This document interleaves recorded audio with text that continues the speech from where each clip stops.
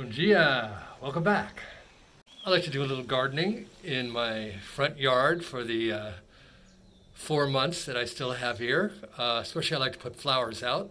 So I'm going to go to the center of town and buy some more flowers. I've already started putting some flowers here in the front yard. I got a few yesterday and also got a very small bougainvillea, and I'm going to get some.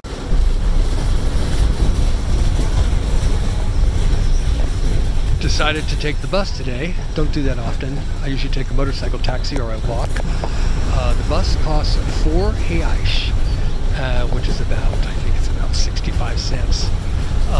The bus is passing through a very low income housing project. People buy these houses from the government and they pay, I believe it's 50 reais a month, which is about $9 a month for 5 years. Very, very low cost, but you know, it looks a bit like a favela. I asked my brother-in-law, would this neighborhood be considered a favela? And he says yes. Obviously it's working class and very, very low income people. Actually, my brother-in-law lives in this housing development. It's called Minha Vida, Minha Casa. My life, my house.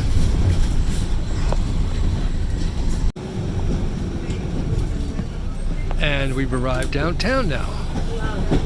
Okay, I need to make a stop at the bank for my trip to Salvador tomorrow. I have no plans to buy a casket today or take a ride in this funeral home. Late breakfast or early lunch. All vegetarian, of course. I'm back home now. I did get a few flowers that I planted, but after I had early lunch, it started pouring, so I stopped filming downtown, came back on the back of a motorcycle, and now I'm home. Sitting in front of my apartment, my little front lawn, something I have never done before. So, what is it like to be the absolutely only foreigner in a small city, kind of in the middle of nowhere? Well, I like it. I don't live abroad in order to be surrounded by a bunch of other Americans or foreigners. I live abroad because I want to live abroad and I want to live in a foreign language, in my case Portuguese. If I wanted to live in a community surrounded by Americans all speaking English, I would stay in the United States. That's not my objective. So I like being the only American or only foreigner. Does it get lonely? Not really, because I am integrated with Brazilians here. I have a Brazilian family, in-laws, nieces, and so they provide me with my socializing. I do like to have an occasional visitor from the United States or Europe, a few times a year, just to bounce ideas off of and talk about old times, and for them to give me updates about life there and for me to give them updates about life here. So I do enjoy that. Although that usually happens in big city Salvador, not out here. I am looking forward to my trip to Salvador tomorrow.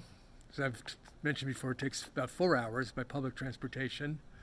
I'll leave tomorrow morning, get into Salvador late morning, early afternoon, and check in with my brother-in-law.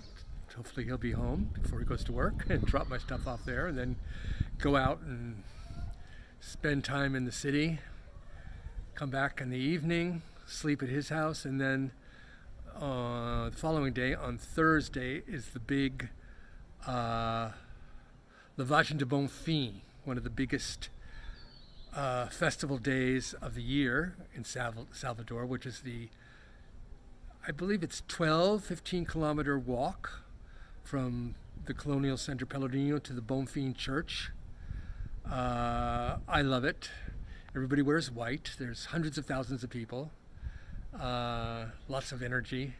Looking forward to that. And it'll either come back late Thursday afternoon or Friday morning. It depends. As I mentioned before, my little city where I live here, San Antonio, is pretty sleepy. You know, I do think, as I mentioned before, of moving someplace else, outside of Brazil. And it wouldn't happen for at least 2 years from now. I've got another 4 to 5 months here in San Antonio. Then my plan is to move back to big city Salvador in May or June, because that's where I really want to be. I moved out here because suddenly I lost my apartment in Salvador, and I thought, well, this is an opportunity to put aside some money, save some money, and then go back to Salvador with a nice nest egg and get a nicer apartment. So that's my plan. And then when I move back, let's say in early June, stay in Salvador at least for another year. I still have more living and experiences to do in Salvador. But, you know, this is my 25th year now in Brazil and my 23rd year in Salvador and Bahia, Brazil. And I do get curious about living someplace else in the world. I watch a lot of YouTube videos, as I mentioned before, about living in other places. So that may happen in the next 2 years, 3, 4 years. You know, it's weird that I am 70. I turned 70 in October. It's January now. And you start, you know, I think like the way I used to think, oh, you know, I'll do this in 2 years, and in 4 years I'll be here, and in 6 years I'll be there. And then suddenly I remember, I don't have a lot of time to be thinking in the far future, in the distant future. 70 means that things have got to happen much quicker if I want to experience them while I still have good health.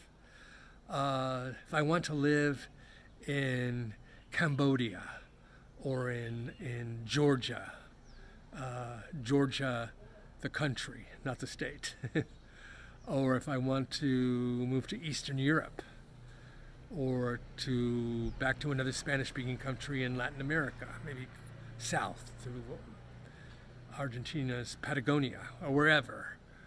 I don't have 10, 15, 20 years to project into the future. Well, I may have 20 years or maybe even 30 years, but they're not always going to be, I'm not always going to be spry and full of energy. So I need to think in shorter periods of time.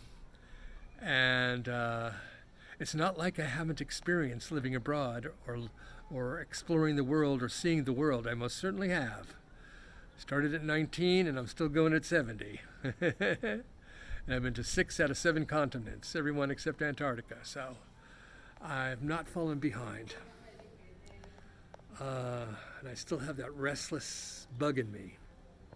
So I'm going to go in now, enjoy the rest of the afternoon and the evening, do some reading, pack a small, not a suitcase, but a day pack with a change of clothing and my outfit for Lavagem de Bonfim, which I'll be wearing all white, and toiletries and things like that, and check that I have everything and check it twice. I don't forget anything like my government ID, so I get free passage on the ferry boat, and my bank card and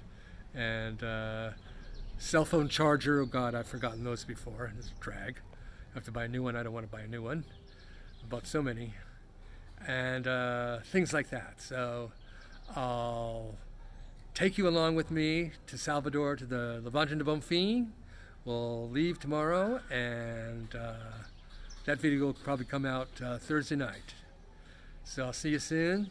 As always, beijos.